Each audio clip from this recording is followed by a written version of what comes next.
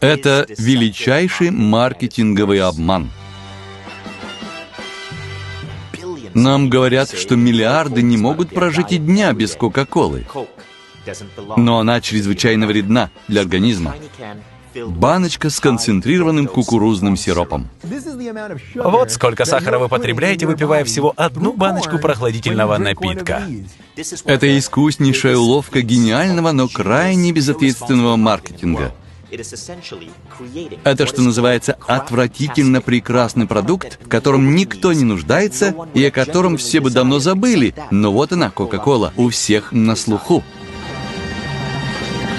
Какая польза от Кока-Колы для организма?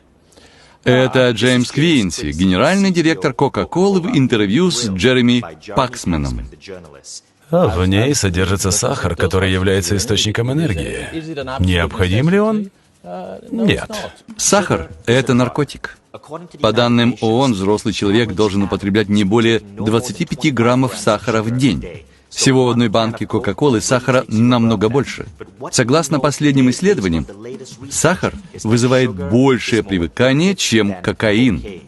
Он наносит серьезный вред организму, приводит к ожирению и диабету, а также снижает ваш уровень энергии. Он оказывает влияние на мышление, память и работоспособность. Сахар – одно из самых опасных веществ, которое попадает в ваш организм искусственным путем. Вы только посмотрите, 23 пакетика сахара в одном стакане. Это почти 70 граммов сахара. А в этом 44 пакетика сахара. 44! Это 140 граммов сахара. Порцию, которую ООН рекомендует потреблять за неделю, вы помещаете в свой организм за время просмотра одного фильма. Но в Кока-Коле Zero нет сахара. Чтобы сохранить вкус напитка без сахара, в него добавляют искусственные подсластители.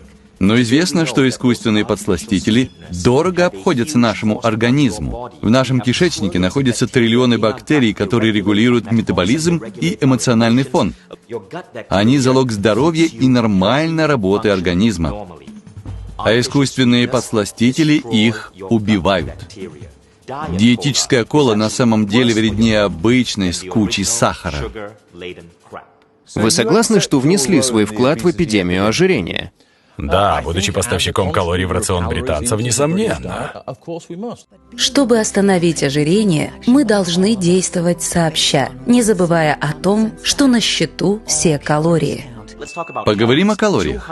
200 калорий брокколи или 200 калорий колы? Как думаете, что